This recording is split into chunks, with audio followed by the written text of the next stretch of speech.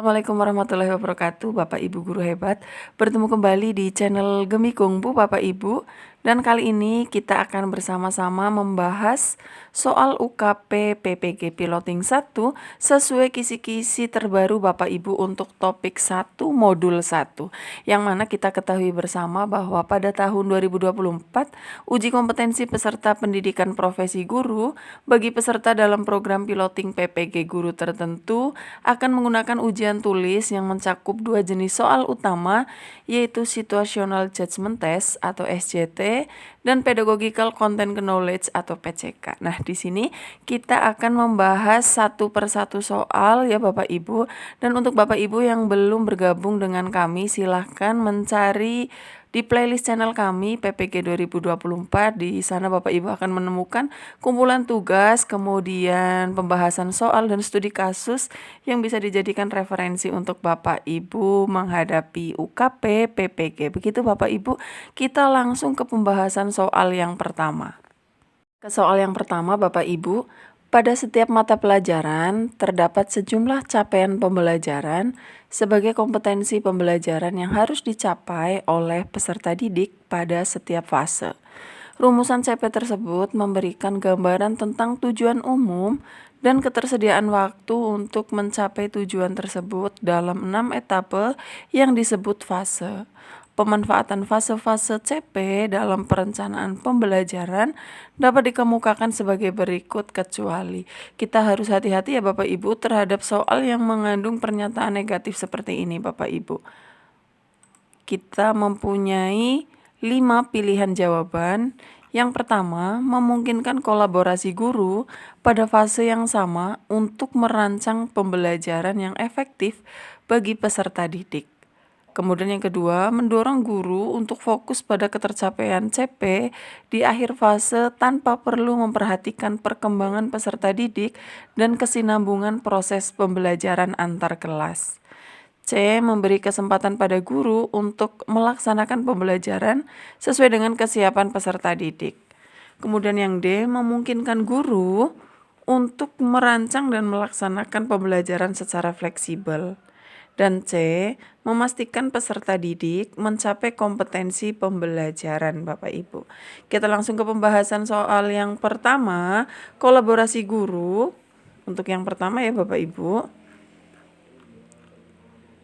kita mempunyai kata kunci kolaborasi guru ya. Kolaborasi antar guru pada fase yang sama adalah penting untuk merancang pembelajaran yang efektif dan konsisten. Ini memungkinkan para guru untuk berbagi strategi dan pendekatan yang berhasil serta memastikan bahwa seluruh siswa mendapat pembelajaran yang sesuai dengan kebutuhan mereka. Oleh karena itu, pernyataan ini benar dan tidak dikecualikan. Begitu ya Bapak Ibu. Kita tadi mencari pernyataan yang salah berarti ya Bapak Ibu. Kemudian untuk yang kedua atau pilihan B, fokus pada CP di akhir fase. Pilihan ini salah karena pemanfaatan CP seharusnya tidak hanya fokus pada capaian di akhir fase. Guru juga memperhatikan perkembangan peserta didik sepanjang proses pembelajaran dan memastikan kesinambungan proses pembelajaran antar kelas. Pembelajaran yang berkesinambungan dan pemantauan perkembangan siswa adalah esensial untuk mencapai hasil belajar yang optimal. Begitu Bapak Ibu. Kemudian yang ketiga, kesiapan peserta didik atau pilihan yang C. Kita mempunyai kata kunci kesiapan peserta didik ya Bapak Ibu. Memberikan kesempatan pada guru untuk melaksanakan pembelajaran sesuai dengan kesiapan peserta didik adalah penting. Ini membantu guru dalam mengadaptasi metode pengajaran agar sesuai dengan tingkat pemahaman dan kebutuhan individu siswa yang mendukung pencapaian CP secara lebih efektif. Kemudian yang keempat, pembelajaran yang fleksibel. Guru yang merancang dan melaksanakan pembelajaran secara fleksibel sesuai dengan perkembangan siswa dan situasi yang dihadapi adalah salah satu kunci untuk memastikan pembelajaran yang efektif.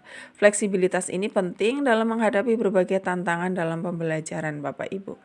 Kemudian yang kelima atau pilihan E, pencapaian kompetensi pembelajaran, yaitu memastikan bahwa peserta didik mencapai kompetensi pembelajaran yang ditetapkan dalam CP adalah tujuan utama dari perencanaan pembelajaran.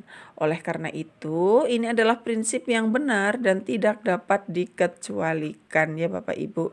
Jadi, fokus hanya pada ketercapaian CP di akhir fase tanpa memperhatikan perkembangan peserta didik adalah pendekatan yang tidak benar dan tidak sesuai dengan prinsip-prinsip perencanaan pembelajaran yang baik. Jadi, jawaban yang benar untuk pertanyaan tersebut adalah B, mendorong guru fokus pada ketercapaian CP di akhir fase tanpa perlu memperhatikan perkembangan peserta didik dan kesinambungan proses pembelajaran antar kelas. Begitu ya Bapak Ibu, kita sudah menemukan jawaban untuk pertanyaan nomor 1. Kemudian kita lanjut ke pertanyaan yang kedua Bapak Ibu.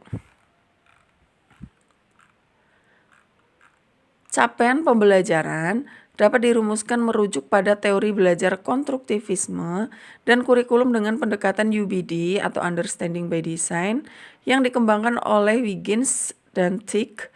Dalam kerangka teori ini, memahami merupakan kemampuan yang dibangun melalui proses dan pengalaman belajar yang memberikan kesempatan kepada peserta didik untuk dapat menjelaskan, menginterpretasi, dan mengaplikasikan informasi, menggunakan berbagai perspektif, dan berempati atas suatu fenomena.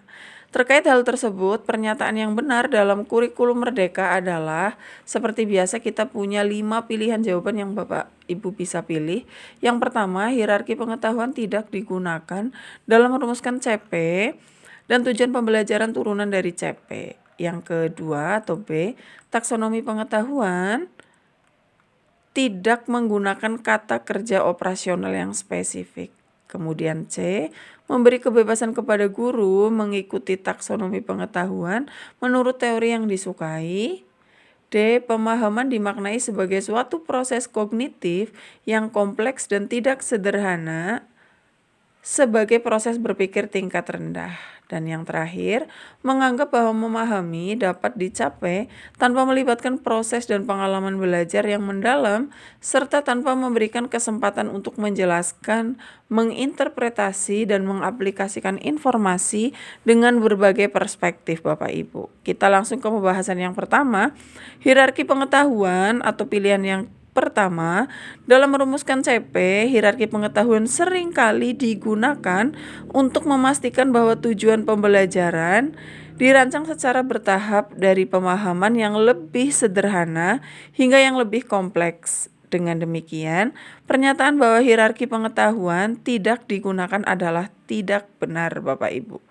Kemudian yang kedua atau B, taksonomi pengetahuan. Taksonomi pengetahuan seperti taksonomi Bloom biasanya menggunakan kata kerja operasional atau KKO yang spesifik untuk menggambarkan tujuan pembelajaran. Kata kerja ini membantu dalam merumuskan tujuan pembelajaran yang dapat diukur. Oleh karena itu, pernyataan ini juga tidak benar, Bapak Ibu. Dan yang ketiga, kebebasan mengikuti teori. Jadi meskipun guru diberikan kebebasan dalam memilih metode dan pendekatan pengajaran, mereka tetap harus mengacu pada standar dan pedoman yang ditetapkan dalam kurikulum.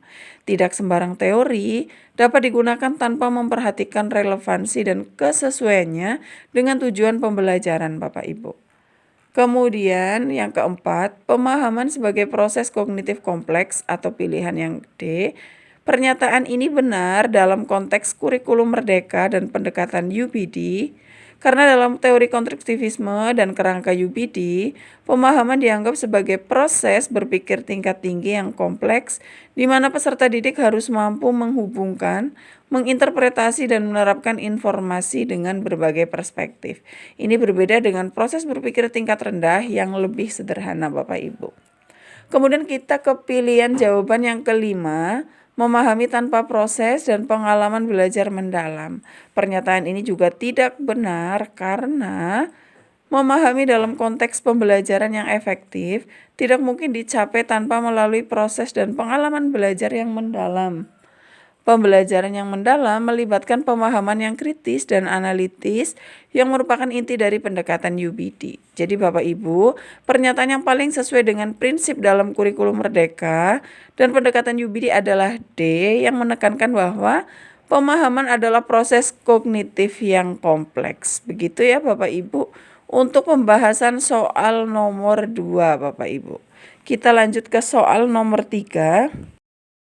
Selanjutnya Bapak Ibu untuk soal nomor 3. Apa yang seharusnya dilakukan, diketahui dan dipahami oleh peserta didik di akhir pengajaran?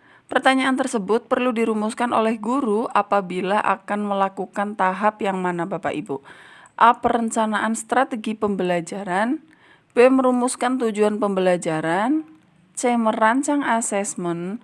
D. Perencanaan kegiatan pembelajaran. Dan yang terakhir, perencanaan model pembelajaran. Jawaban yang paling benar adalah Bapak Ibu merumuskan tujuan pembelajaran. Kenapa Bapak Ibu? Merumuskan tujuan pembelajaran atau pilihan yang B, apa yang seharusnya dilakukan, diketahui dan dipahami oleh peserta didik di akhir pengajaran adalah inti dari merumuskan tujuan pembelajaran, yang merupakan pernyataan spesifik yang menggambarkan apa yang diharapkan dapat dicapai oleh peserta didik setelah proses pembelajaran selesai. Dalam konteks perencanaan pembelajaran, merumuskan tujuan pembelajaran adalah langkah awal yang sangat penting karena tujuan inilah yang akan menjadi dasar bagi semua keputusan selanjutnya, termasuk strategi pembelajaran, kegiatan, dan asesmen Bapak Ibu. Lalu kenapa pilihan yang lain salah? Kita mulai dari yang A Bapak Ibu. Perencanaan strategi pembelajaran atau langkah-langkah atau metode yang dipilih untuk mencapai tujuan pembelajaran. Jadi perencanaan strategi pembelajaran biasanya dilakukan setelah tujuan pembelajaran dirumuskan. Jadi pertanyaan tersebut tidak tepat untuk tahap ini Bapak Ibu. Kemudian C. Merancang asesmen. Asesmen dirancang untuk mengukur sejauh mana tujuan pembelajaran telah tercapai. Oleh karena itu, sebelum merancang asesmen, tujuan pembelajaran harus sudah dirumuskan dengan jelas Bapak Ibu. Kemudian yang keempat, perencanaan kegiatan pembelajaran yang dirancang berdasarkan tujuan pembelajaran yang sudah ditetapkan. Pertanyaan tentang apa yang harus dipahami dan dilakukan peserta didik lebih relevan pada tahap perumusan tujuan, bukan pada tahap perencanaan kegiatan pembelajaran Bapak Ibu. Kemudian yang terakhir atau pilihan E, ini juga kurang tepat untuk perencanaan model pembelajaran, yang mana model pembelajaran adalah kerangka atau pendekatan umum yang digunakan dalam proses pembelajaran. Pemilihan model pembelajaran biasanya mengikuti dari tujuan dan strategi yang telah ditetapkan. Jadi merumuskan apa yang seharusnya dilakukan, diketahui, dan dipahami oleh peserta didik adalah langkah yang dilakukan pada tahap merumuskan tujuan pembelajaran atau B ya Bapak Ibu. Kita lanjut ke soal nomor 4. Bagaimana saya mendesain kegiatan pembelajaran agar peserta didik yang beragam dapat mendapat tujuan pembelajaran? Merupakan pertanyaan penting yang perlu dipertimbangkan pada tahap yang bagaimana Bapak Ibu. A. Merencanakan model pembelajaran. B. Merumuskan tujuan pembelajaran. C. Merancang asesmen. D. Merancang kegiatan pembelajaran. Dan E. Merencanakan strategi pembelajaran Bapak Ibu. Ini untuk soal nomor 4 Bapak Ibu. Kita ke pembahasan yang pertama. Merancang kegiatan pembelajaran. Ini adalah jawaban yang paling tepat ya Bapak Ibu. Untuk pertanyaan bagaimana saya mendesain kegiatan pembelajaran agar peserta didik yang beragam dapat mencapai tujuan pembelajaran. Ini berkaitan langsung dengan tahap merancang kegiatan pembelajaran. Pada tahap ini, guru harus mempertimbangkan bagaimana kegiatan-kegiatan yang dirancang dapat memenuhi kebutuhan peserta didik yang memiliki beragam gaya belajar, latar belakang, dan kemampuan. Hal ini penting agar setiap peserta didik dapat mencapai tujuan pembelajaran dengan cara yang paling efektif bagi mereka, Bapak Ibu. Kemudian, kenapa alasannya apa untuk pilihan yang lain itu salah? Kita ke pilihan yang A dulu Bapak Ibu, merencanakan model pembelajaran. Model pembelajaran adalah pendekatan umum yang dipilih untuk mengorganisasi pembelajaran. Meskipun penting, model pembelajaran tidak secara spesifik membahas bagaimana kegiatan tersebut dapat memenuhi kebutuhan peserta didik yang beragam. Kemudian yang ketiga, merumuskan tujuan pembelajaran atau pilihan yang B adalah tahap di mana guru menentukan apa yang diharapkan untuk dicapai oleh peserta didik. Namun, ini belum mencakup bagaimana kegiatan tersebut dirancang untuk siswa yang beragam, Bapak Ibu. Kemudian untuk pilihan yang C, merancang asesmen berkaitan dengan menentukan cara mengukur ketercapaian tujuan pembelajaran. Ini dilakukan setelah kegiatan pembelajaran dirancang sehingga pertanyaan tersebut kurang relevan untuk tahap ini Bapak Ibu. Kemudian yang kelima, merencanakan strategi pembelajaran merujuk pada cara atau metode yang dipilih untuk mencapai tujuan pembelajaran. Meskipun terkait, merancang kegiatan pembelajaran adalah tahap yang lebih tepat untuk mempertimbangkan bagaimana mendesain pembelajaran bagi peserta didik yang beragam. Jadi Bapak Ibu, pertanyaan tersebut paling relevan dipertimbangkan untuk tahap merancang kegiatan pembelajaran atau pilihan yang D ya Bapak Ibu. Kita ke soal nomor 5. Fase-fase yang perlu dilakukan untuk merancang perencanaan pembelajaran berbasis prinsip UBD adalah A. Merancang asesmen, merancang kegiatan, dan merumuskan tujuan pembelajaran. B. Merancang asesmen, merumuskan tujuan, dan merancang kegiatan pembelajaran. C. Merancang asesmen, merancang kegiatan, merumuskan tujuan, dan merancang asesmen pembelajaran. D. Merumuskan tujuan, merancang kegiatan, dan asesmen pembelajaran. E. Merumuskan tujuan, merancang asesmen, dan kegiatan pembelajaran. Kita ke pembahasan yang pertama Bapak Ibu. Untuk merumuskan tujuan, langkah pertama dalam perencanaan pembelajaran berbasis prinsip UBD adalah merumuskan tujuan pembelajaran Bapak Ibu. Berarti ini kurang tepat ya Bapak Ibu. Kemudian dalam tahap ini guru menentukan hasil akhir yang diinginkan, yaitu apa yang seharusnya diketahui, dipahami, dan dapat dilakukan oleh peserta didik setelah proses pembelajaran. Ini adalah fondasi dari seluruh desain pembelajaran karena seluruh komponen pembelajaran lainnya akan disusun untuk mencapai tujuan ini Bapak Ibu. Kemudian yang kedua, merancang asesmen. Setelah tujuan pembelajaran dirumuskan, tahap berikutnya adalah merancang asesmen. Dalam tahap ini, guru menentukan cara untuk menilai apakah peserta didik telah mencapai tujuan pembelajaran. Asesmen harus dirancang untuk memberikan bukti yang jelas dan valid tentang ketercapaian tujuan tersebut. Dan yang ketiga, merancang kegiatan pembelajaran Bapak Ibu. Tahap terakhir adalah merancang kegiatan pembelajaran, dan di sini guru merencanakan kegiatan-kegiatan yang akan membantu peserta didik mencapai tujuan pembelajaran yang telah ditetapkan. Kegiatan ini harus disusun sedemikian rupa sehingga mendukung pencapaian hasil yang diinginkan dan sesuai dengan asesmen yang telah dirancang. Begitu ya Bapak Ibu. Urutan ini mencerminkan pendekatan backward design dalam UBD di mana perencanaan dimulai dari tujuan akhir, diikuti oleh asesmen, kemudian merancang kegiatan pembelajaran. Begitu ya Bapak Ibu. Jadi jawaban yang paling tepat adalah E, merumuskan tujuan, merancang asesmen, dan merancang kegiatan pembelajaran. Kita ke soal nomor 6 Bapak Ibu. Ya Bapak Ibu, bagaimana saya dapat mengetahui bahwa pembelajaran telah mencapai hasil belajar yang diinginkan? Pertanyaan tersebut perlu dirumuskan oleh guru ketika akan melakukan tahap yang bagaimana Bapak Ibu. A. Merencanakan model pembelajaran. B. Merumuskan tujuan pembelajaran. C. Merancang asesmen. D. Merancang kegiatan pembelajaran. Ataukah E. Merencanakan pendekatan pembelajaran. Kita mulai pembahasan untuk pilihan jawaban yang benar Bapak Ibu. Bagaimana saya dapat mengetahui bahwa pembelajaran telah berhasil mencapai hasil belajar yang diinginkan Bapak Ibu? Jawaban yang paling tepat adalah C, merancang asesmen. Hal ini karena pertanyaan bagaimana saya dapat mengetahui bahwa pembelajaran telah mencapai hasil belajar yang diinginkan berkaitan langsung dengan tahap merancang asesmen. Karena pada tahap ini guru harus menentukan cara untuk mengukur atau mengevaluasi apakah tujuan pembelajaran telah tercapai. Asesmen yang dirancang akan memberikan bukti konkret mengenai pencapaian hasil belajar oleh peserta didik.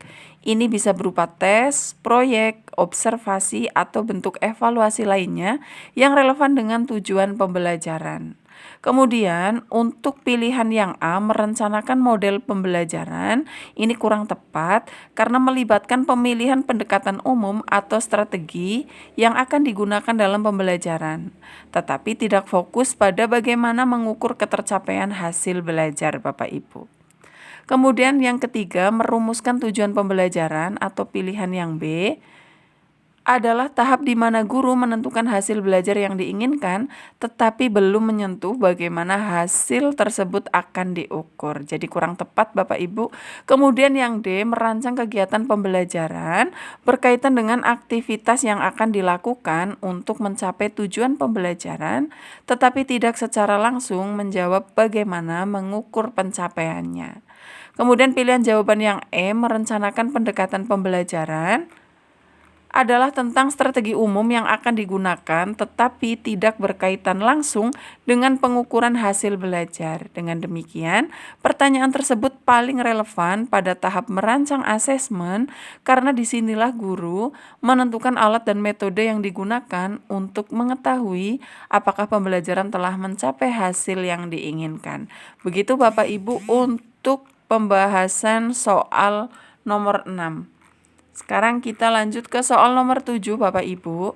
Pernyataan terkait asesmen awal berikut ini yang kurang tepat adalah hati-hati Bapak Ibu jika menemukan soal yang mengandung pernyataan negatif seperti ini Bapak Ibu. Kita mempunyai 5 pilihan jawaban. Yang A, asesmen awal berfungsi untuk mendapatkan nilai capaian hasil belajar untuk dibandingkan dengan kriteria capaian pembelajaran yang ditetapkan. B, hasil asesmen awal dapat digunakan sebagai dasar untuk melakukan tindak lanjut perbaikan berupa intervensi yang tepat. C, hasil asesmen awal berfungsi untuk mengetahui tingkat kompetensi, kekuatan dan kelemahan peserta didik dalam mencapai tujuan pembelajaran. Kemudian yang selanjutnya, asesmen awal dapat diterapkan untuk mengetahui kebutuhan belajar peserta didik yang beragam. Dan E, hasil asesmen awal digunakan untuk memetakan minat, kemampuan, dan kesiapan belajar peserta didik. Begitu Bapak Ibu, kita langsung ke pembahasan jawaban yang paling tepat adalah asesmen awal bukan untuk penilaian capaian hasil belajar. Ingat Bapak Ibu, tadi kita mencari pernyataan yang kurang tepat. Berarti di sini kita mencari jawaban yang salah ya Bapak Ibu. Untuk A sendiri, asesmen awal bukan untuk penilaian capaian hasil belajar. Pernyataan bahwa asesmen awal berfungsi untuk mendapatkan nilai capaian hasil belajar kurang tepat. Karena asesmen awal digunakan sebelum memulai pembelajaran dengan tujuan untuk mengetahui pengetahuan, keterampilan, kesiapan dan kebutuhan belajar peserta didik sebelum mereka memulai proses pembelajaran. Ini berbeda dengan asesmen sumatif yang digunakan untuk mengukur capaian hasil belajar di akhir proses pembelajaran dan membandingkannya dengan kriteria capaian yang telah ditetapkan. Kemudian yang kedua, fungsi utama asesmen awal gitu Bapak Ibu. Tujuan utama asesmen awal adalah untuk memetakan tingkat kompetensi, kekuatan, kelemahan, dan kebutuhan belajar peserta didik. Hasil dari asesmen ini kemudian dapat digunakan sebagai dasar untuk menyesuaikan strategi pengajaran, memberikan intervensi yang diperlukan, dan merancang kegiatan belajar yang sesuai dengan kebutuhan peserta didik.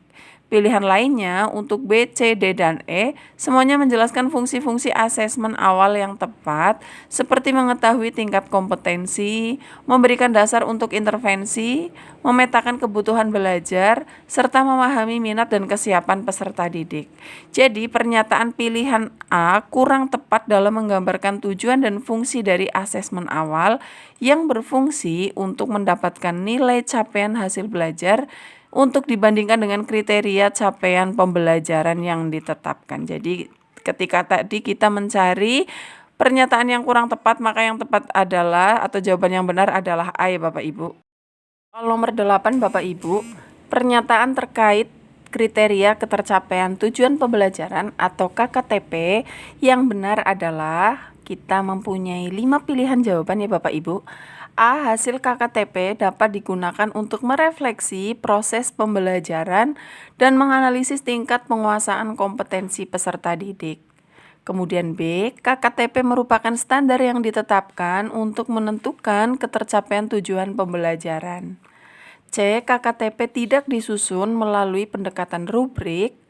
D. KKTP tidak disusun melalui deskripsi, kriteria, dan interval nilai. Kemudian yang E semuanya benar. Kita mulai pembahasan. Yang pertama Bapak Ibu, alasan untuk setiap jawaban terkait kriteria ketercapaian tujuan pembelajaran. A.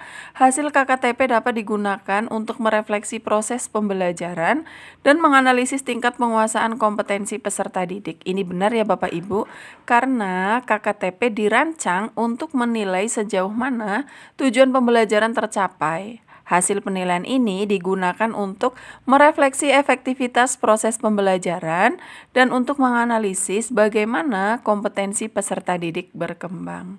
Kemudian B, KKTP merupakan standar yang ditetapkan untuk menentukan ketercapaian tujuan pembelajaran. Ini salah Bapak Ibu, karena KKTP bukanlah standar tetapi kriteria yang digunakan untuk menilai capaian tujuan pembelajaran. Standar biasanya merujuk pada patokan yang lebih umum atau aturan yang ditetapkan. Sedangkan KKTP adalah alat penilaian yang lebih spesifik. Yang C, KKTP tidak disusun melalui pendekatan rubrik. Ini juga salah, karena KKTP sering disusun dengan menggunakan rubrik yang merupakan alat yang memaparkan kriteria dan tingkat pencapaian untuk menilai hasil belajar secara rinci. Kemudian yang D, KKTP tidak disusun melalui deskripsi kriteria dan interval nilai. Ini juga salah, karena KKTP biasanya melibatkan deskripsi kriteria dan interval nilai untuk memberikan penilaian yang komprehensif mengenai tingkat pencapaian tujuan pembelajaran. Kemudian E, semua benar. Ini juga salah karena pernyataan B tidak sepenuhnya cepat, maka opsi E juga tidak benar ya Bapak Ibu. Jadi untuk soal nomor 8, jawaban yang paling tepat adalah A. Hasil KKTP dapat digunakan untuk merefleksi proses pembelajaran dan menganalisis tingkat penguasaan kompetensi peserta didik Bapak Ibu. Kita ke nomor 9 Bapak Ibu. Pembelajaran dan asesmen merupakan suatu kesatuan yang sebaiknya tidak dipisahkan. Terkait hal tersebut, guru dan peserta didik perlu memahami kompetensi yang hendak dicapai agar keseluruhan proses pembelajaran diupayakan untuk mencapai kompetensi yang dimaksud. Kaitan antara pembelajaran dan asesmen digambarkan dan diilustrasikan melalui ilustrasi berikut, kecuali ini juga pernyataannya mengandung pernyataan negatif ya Bapak Ibu. A. Guru harus memastikan bahwa tujuan pembelajaran sudah sesuai dengan tahapan dan kebutuhan peserta didik berdasarkan hasil asesmen awal. B. Guru dapat mengukur capaian hasil belajar peserta didik pada akhir pembelajaran jika diperlukan. C. Sepanjang proses pembelajaran, guru dapat mengadakan asesmen formatif untuk mengetahui sejauh mana tujuan pembelajaran sudah dicapai oleh peserta didik. Kemudian yang D, guru perlu merancang asesmen yang dilaksanakan pada awal pembelajaran, pada saat pembelajaran, dan pada akhir pembelajaran. E. Proses pembelajaran sebaiknya dilakukan tanpa memperhatikan hasil asesmen, karena hal itu dapat menghambat kreativitas peserta didik.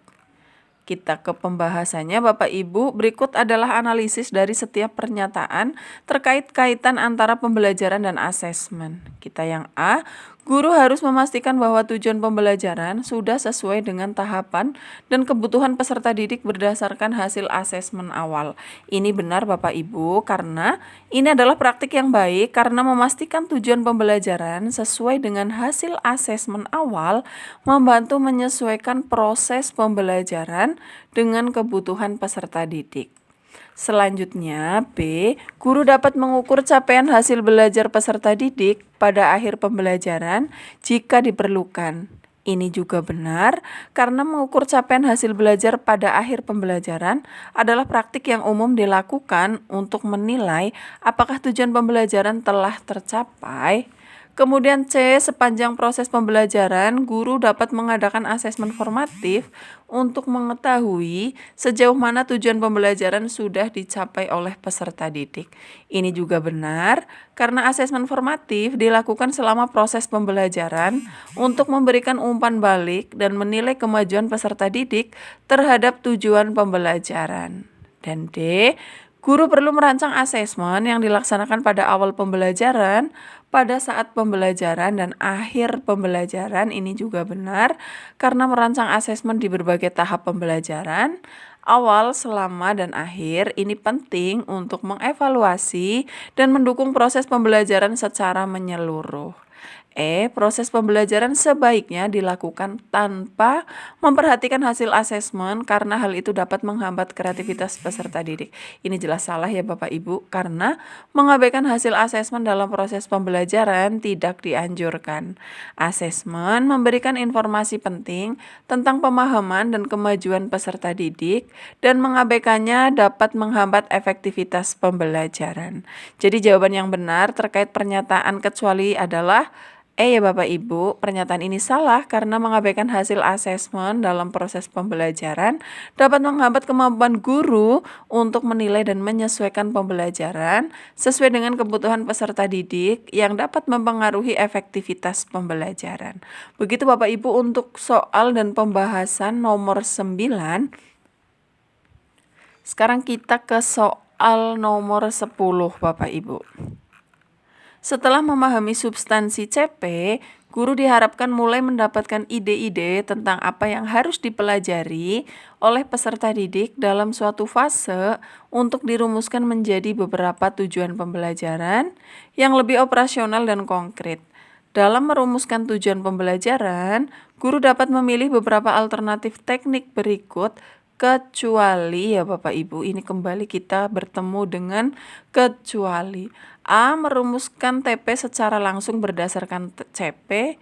B. Merumuskan TP dengan cara menganalisis kompetensi dan lingkup materi pada CP. C. Merumuskan TP secara lintas elemen. D. Merumuskan TP dengan memperhatikan karakteristik peserta didik. Merumuskan TP berdasarkan intuisi pribadi tanpa mempertimbangkan kebutuhan peserta didik. Kita langsung ke pembahasan yang pertama Bapak Ibu, untuk analisis dari setiap pernyataan terkait cara merumuskan tujuan pembelajaran. Kita ke pembahasan yang A, merumuskan TP secara langsung berdasarkan CP. Ingat, kita mencari jawaban yang salah ya Bapak Ibu. Ini benar karena merumuskan TP secara langsung berdasarkan capaian pembelajaran adalah praktik yang umum dilakukan untuk memastikan bahwa tujuan pembelajaran sesuai dengan capaian yang diharapkan. B. Merumuskan TP dengan cara menganalisis kompetensi dan lingkup materi pada CP. Ini juga benar karena menganalisis kompetensi dan lingkup materi pada CP adalah metode yang efektif untuk merumuskan TP karena membantu menyusun tujuan yang sesuai dengan kompetensi yang harus dicapai. C. Merumuskan TP secara lintas elemen. Ini juga benar karena dapat membantu dalam mengintegrasikan berbagai aspek atau elemen dalam pembelajaran untuk mencapai tujuan yang lebih holistik. Kemudian D. Merumuskan TP dengan memperhatikan karakteristik peserta didik. Ini juga benar karena penting untuk memastikan bahwa TP relevan dan sesuai dengan kebutuhan serta tingkat perkembangan peserta didik. Kemudian yang E, merumuskan TP berdasarkan intuisi pribadi tanpa mempertimbangkan kebutuhan peserta didik. Nah, ini jawaban yang salah karena merumuskan TP berdasarkan intuisi pribadi tanpa mempertimbangkan kebutuhan peserta didik tidak dianjurkan. Hal ini dapat mengakibatkan tujuan pembelajaran yang tidak relevan atau tidak sesuai dengan kebutuhan peserta didik. Jadi jawaban yang benar adalah E, karena merumuskan TP berdasarkan intuisi pribadi tanpa mempertimbangkan kebutuhan peserta didik tidaklah efektif dan dapat mengabaikan kebutuhan dan kondisi sebenarnya dari peserta didik. Yang penting untuk merumuskan tujuan pembelajaran yang relevan dan bermanfaat. Terima kasih Bapak Ibu telah menyimak video kami dari awal sampai akhir terkait soal UKP PPG Piloting 1 Topik 1 Modul 1 sesuai dengan kisi-kisi yang terbaru Bapak Ibu beserta pembahasannya. Dan untuk Bapak Ibu yang belum bergabung bersama channel kami, silahkan klik like, komen, dan subscribe supaya Bapak Ibu tidak tertinggal ketika kami mengupdate video yang terbaru Bapak Ibu. Terima kasih Bapak Ibu, semoga Bapak Ibu selalu diberikan kelancaran dan kemudahan dalam mengerjakan tugas-tugas UKP PPG dan semoga Bapak Ibu lulus dan mendapatkan sertifikat pendidik di tahun ini. Terima kasih Bapak Ibu. Wassalamualaikum warahmatullahi wabarakatuh.